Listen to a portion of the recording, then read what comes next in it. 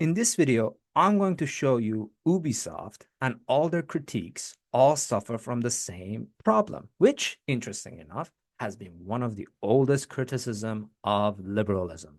If you're a gamer, you've definitely have seen all the drama surrounding Assassin's Creed Shadow, Ubisoft's latest game, a story about two assassins in 16th century Japan. The moment the game was announced, the internet caught fire. Charges of DEI and wokeism swarm the internet. Here's the thing though, people who are attacking Ubisoft on these grounds are just wrong. Ubisoft is not pushing any ideologies, but Ubisoft is not innocent. What has fascinated me about the Ubisoft situation is that a lot of criticism launched against the company are coming from the same problematic place that Ubisoft's Assassin's Creed Shadow came from. But what is the problem?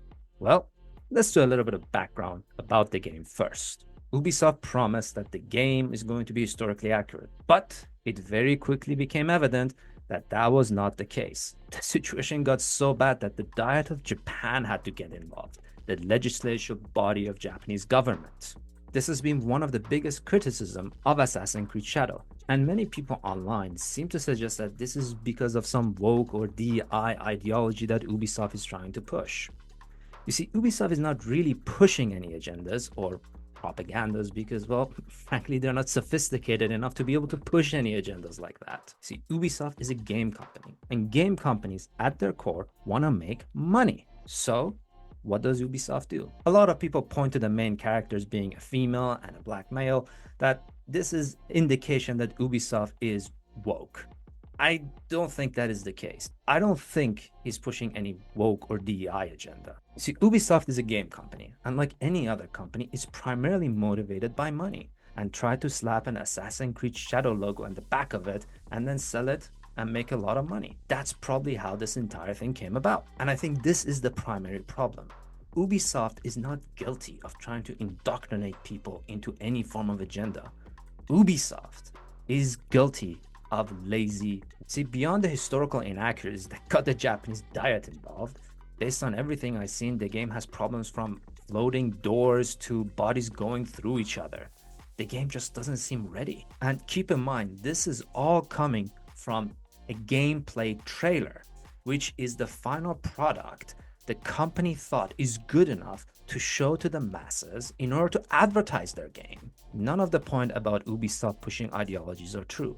The fact of the matter is, Ubisoft was just trying to capitalize on a trend. What I mean when I say lazy, I don't mean they lack work ethics. I mean they just don't care about the material they're pushing out. You see, the company decided to cut corners and make a game as fast as they can by slapping an Assassin's Creed logo on it, which is an already established and well-known franchise, so they can sell it en masse. Game Rant writes, although some of these items would ordinarily be completed much earlier during development, Ubisoft reportedly involved historical experts and consultants in Assassin's Creed Shadows later than usual, given the project's ambitious scope. This to me means they just brought in experts at the end to be able to stick a sticker at the end of the game and say, we talked with experts, with historians.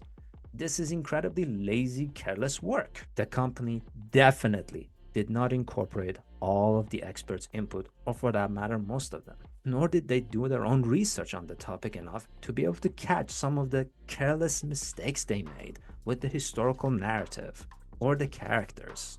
But if the game is not finished, then why were they so adamant about releasing it at the time they wanted? The answer is always the same. Ubisoft is a company and it's motivated by money.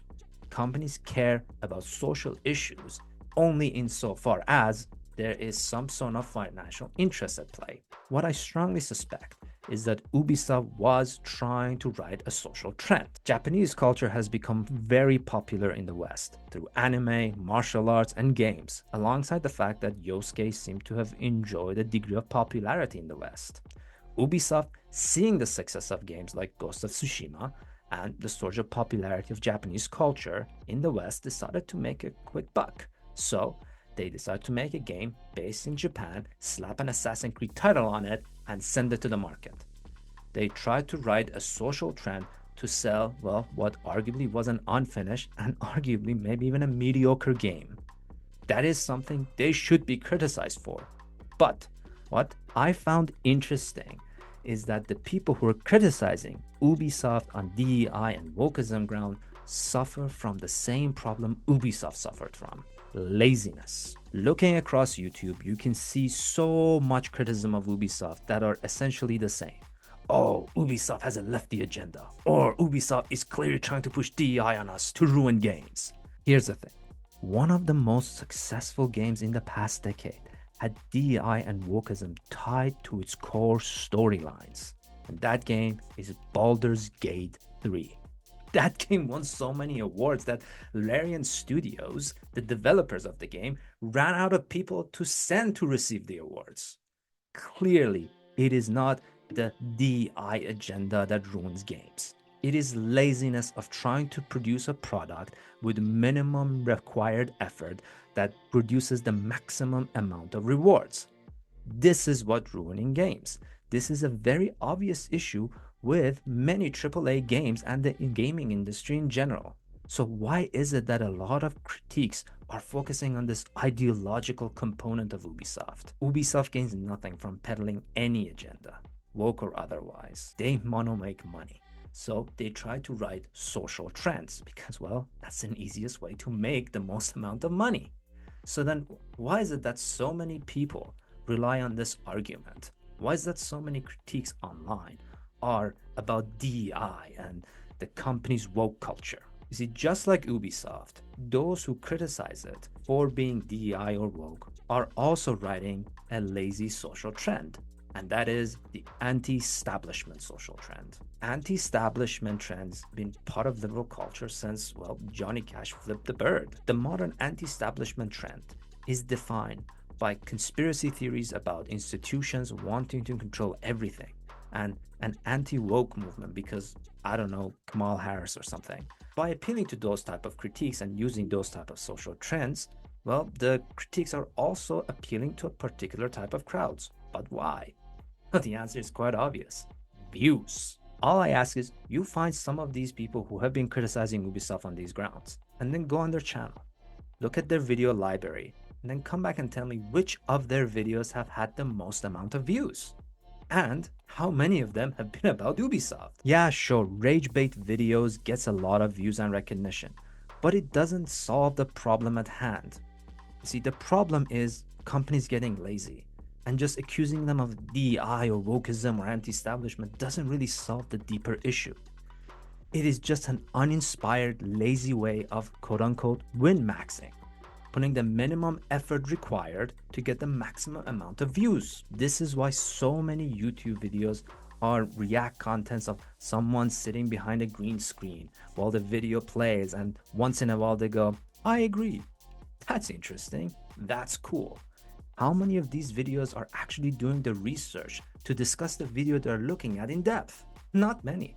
They're just shooting from the hip.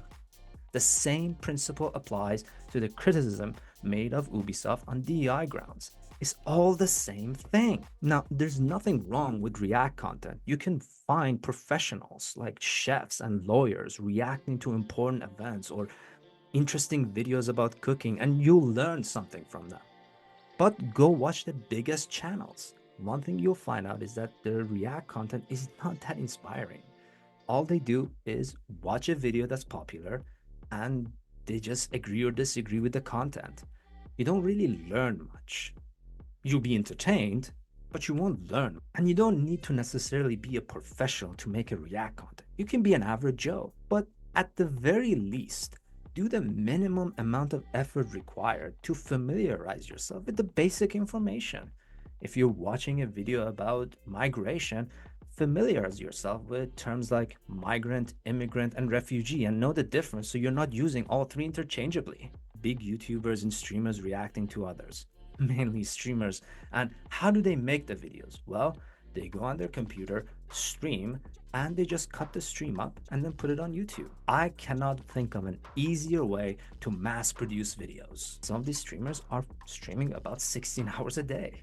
You are working hard, but you're working in a very careless way. You're not putting the necessary effort needed to produce an excellent work. Ubisoft and the people who are criticizing Ubisoft are writing social trends, although different one, but social trends nonetheless. And by the extension, the arguments they make are all the same and uninspiring. Ubisoft tried to put a game out before it was finished by slapping an Assassin's Creed on it and saying, hey, we talked with expert at some point in time, so expert approved. While people are criticizing them are using the same thing. They look and see what's popular with the anti-establishment crowd, what's trendy, and they just incorporate that into their critique. That's why most of them are saying exactly the same thing. You watch one video that's criticizing Ubisoft about DR, you watch them all. Again, these types of videos aren't necessarily bad. You should enjoy potato chips once in a while. And these videos are exactly that. They're junk food for the brain. And you know what? Sometimes your brain does need junk food. But if you're eating only potato chips, you're not going to be a very healthy individual, nor a very productive one, nor a very happy one. That's the primary problem here.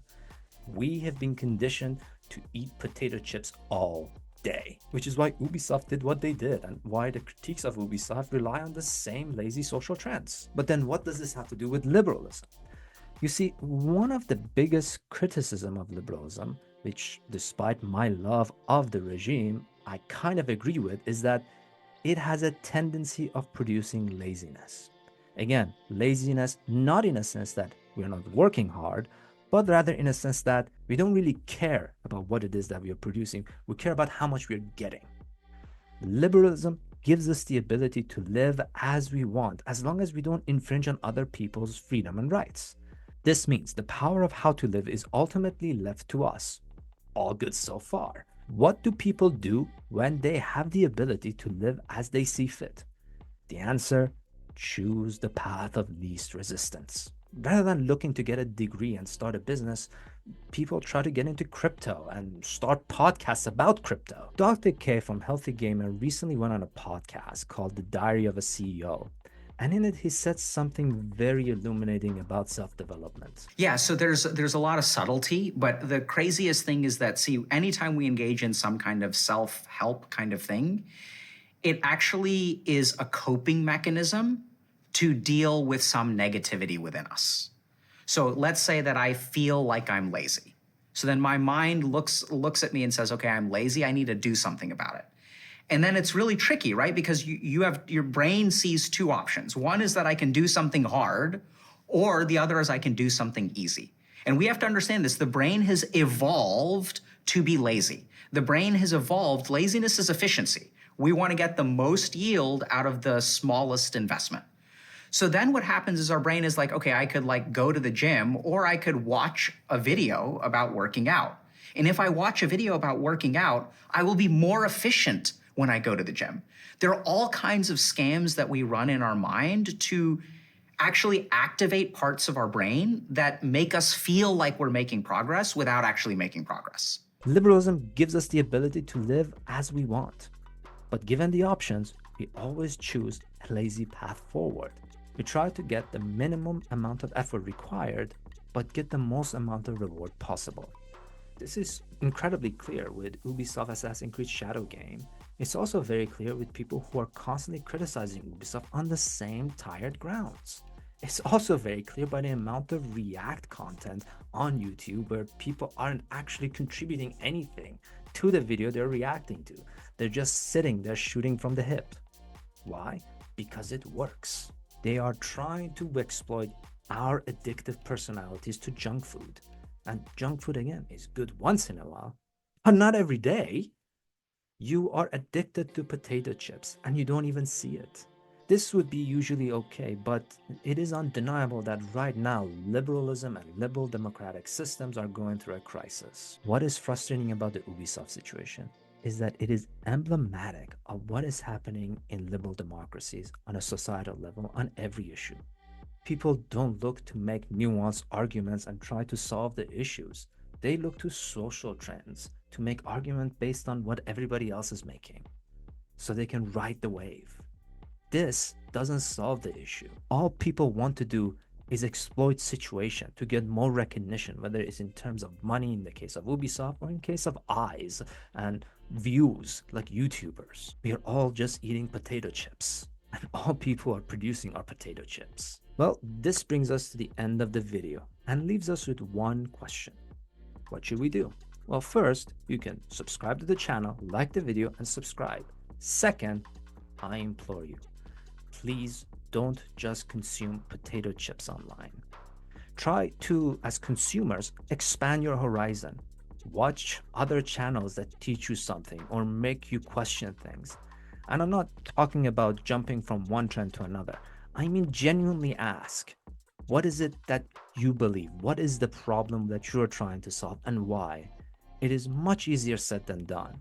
But if liberalism is to be as a robust regime as it used to be, it needs us as citizens to be critically thinking individuals.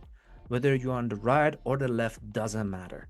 Chips are fun, but body needs nutrition, and the mind needs to be challenged to stay sharp. And in a world where you are allowed to do whatever you want, as long as you don't harm people, individuals have a tendency of going into echo chambers, which results in them not being challenged, and by extension, the mind starts getting dull. So, when everybody around you thinks the same, you have only one option, and one option only. You have to challenge yourself. Ask yourself questions and critically think about some of your own belief and the problems you're facing. It's a lot harder to do than you may think.